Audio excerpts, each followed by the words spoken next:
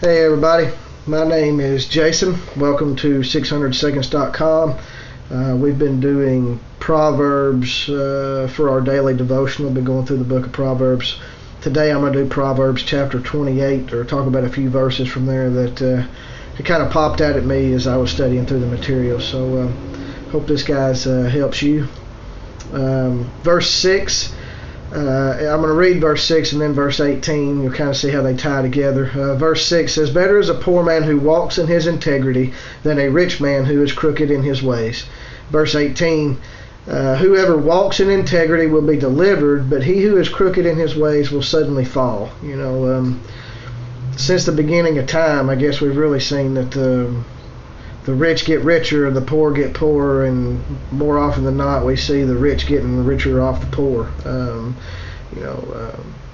We've seen a lot of things that money can actually do to people.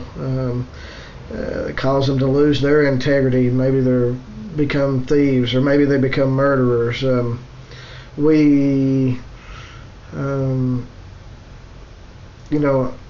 guess the question right there would essentially be,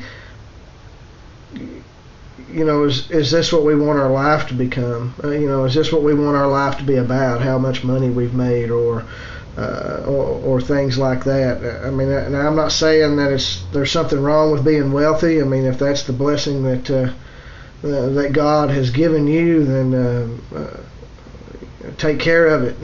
Move forward with it. Use it wisely. Be a good steward of that. But I mean, it's saying, is that really how we want to measure ourselves as people? If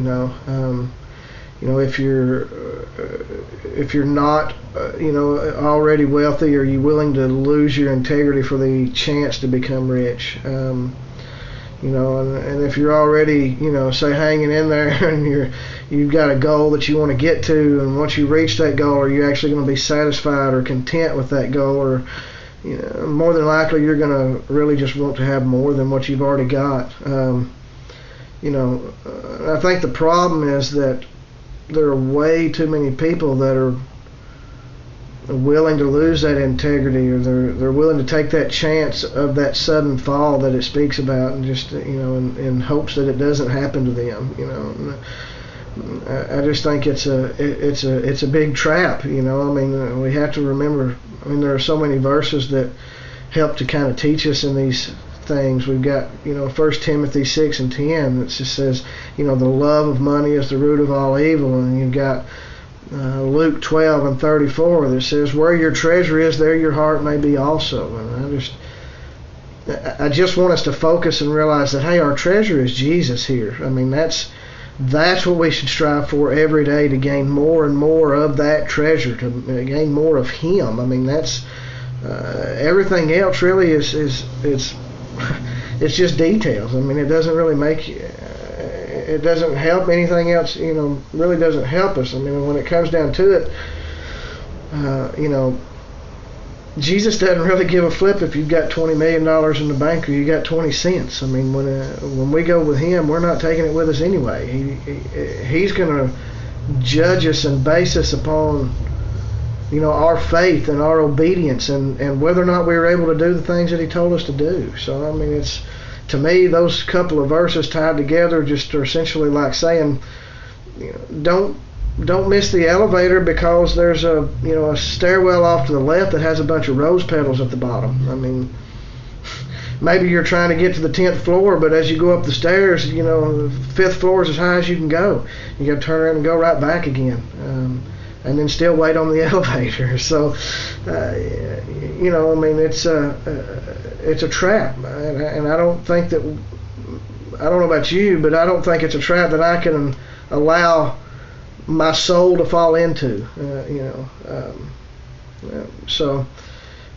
Carrying through there, I got through verse 10 and 14, which really is, smack dab in the middle between these things, but I just felt like the two were separate. So I want to do these. Verse 10 says, "Whoever misleads the upright into an evil way will fall into his own pit.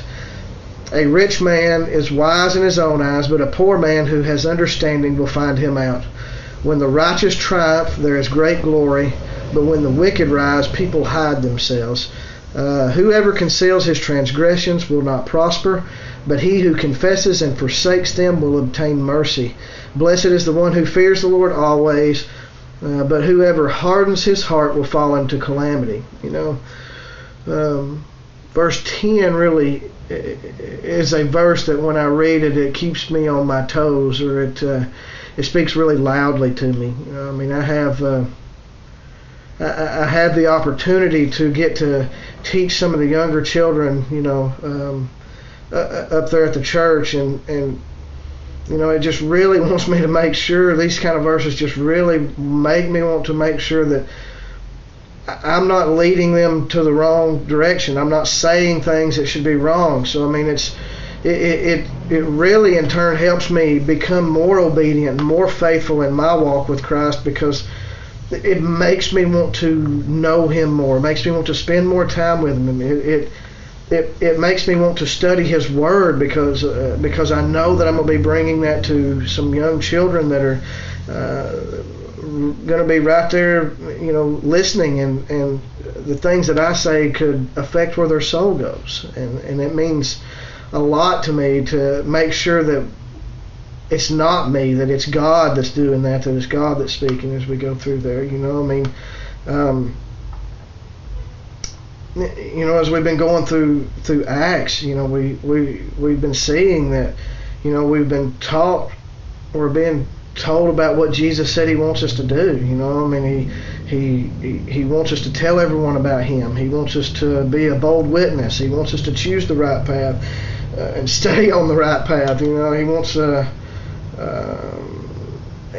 us to show our faithfulness to Him by trusting and obeying with every part of our life, every single aspect that's in it. And you think about a couple of weeks ago, Josh taught us about confession and concealment and what that meant. It meant that we believe that He's there if we confess everything to Him, but if we're concealing stuff, then we're not fully trusting in Him. And the problem with that is that when we don't completely trust in Him, then essentially we're not obedient. And when we're not obedient, or without obedience, there can't be faith.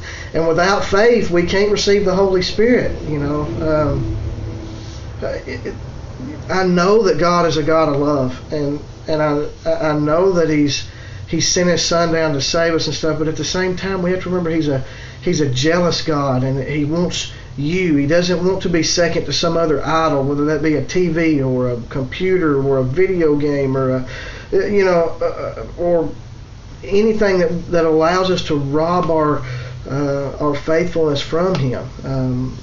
So with that being said, it tells us that if we are not trusting and obeying and worshiping Him, then essentially we're not with Him, we're against Him. And if we're against Him, guys, we need to be afraid.